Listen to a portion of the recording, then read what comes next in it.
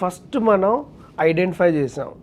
So title ప్రాపర్గా ఉంది, registration ప్రాపర్గా ఉంది. నెక్స్ట్ మనం చూడాల్సింది అసలు ఈ ప్రాజెక్ట్కి రేరా అప్రూవల్ వచ్చిందా లేదా. సో రేరా అప్రూవల్ ఉందా లేదా, ఉంటే ఎప్పుడు వచ్చింది. సో ఆ తర్వాత అసలు ఈ రేరా అప్రూవల్ మనకు అమ్ముతున్న ఫ్లాట్ ఆర్ ఇండివిజువల్ హౌస్ అయినా ఈ సర్వే నెంబర్స్కి మన కన్స్ట్రక్షన్ జరిగిన సర్వే నెంబర్స్ మ్యాచ్ అవుతున్నాయా లేదా కంపల్సరీగా లీగల్ వ్యాలిడేట్ చేసుకోవాలి. అంటే మనం కూడా పర్సనల్గా ఒక లీగల్ ఒపీనియన్ ఎగ్జాక్ట్లీ తీసుకోవాలి. ఎందుకంటే ఆల్రెడీ వాళ్ళ దగ్గర ఉంటాయి, మా దగ్గర ఉన్నటువంటి లీగల్ ఒపీనియన్ ఇది అని మనకి ఇచ్చే డాక్యుమెంట్స్ కూడా వాళ్ళు చూపిస్తుంటారు.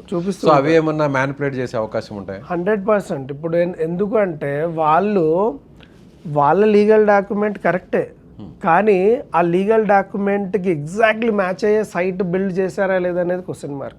ఇప్పుడు మనం హైదరాబాద్లో చూసుకుంటే చాలామంది వాళ్ళ యొక్క జీవితాంతంలో ఏదైతే ఒక డ్రీమ్ ఉందో దానికోసం కూడబెట్టిన డబ్బులు లేదా ఊర్లో పొలం తీసుకొచ్చుకొని ఇక్కడ ఒక ఇల్లు కొనుక్కుందాం, హైదరాబాద్ లాంటి ప్లేస్లో ఉండాలి అనుకొని ఎమోషనల్గా వచ్చి పెడుతున్నప్పుడు ఏమవుతుంది, మనం చాలా ధర్నాలు అవి చూస్తున్నాం.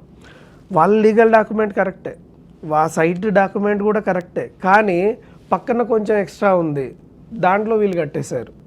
తర్వాత మనం మేనేజ్ చేయొచ్చులే అన్న ఏదో ఒక వాళ్ళ యొక్క పాసిబిలిటీస్తోనే ఆ ప్లేస్లోనే మన ఇల్లు, మన యొక్క అదృష్టం బాగాలేక ఆ ప్లేస్లోనే మనం తీసుకుంటున్నది ఉంది అనుకో.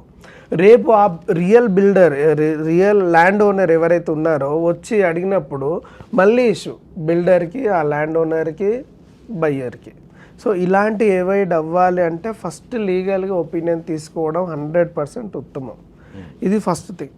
సో మనకి రేరా కూడా ఉంది, స్టిల్ మనం చూస్తున్నాం. ఎందుకంటే కాషన్ ఉండడం చాలా ఇంపార్టెంట్. మనం రేపు ఇష్యూలు అయిన తర్వాత అందరు కలిసి ఫైట్ చేయడం కంటే ముందే ఒక జాగ్రత్త తీసుకోవడం చాలా ఇంపార్టెంట్.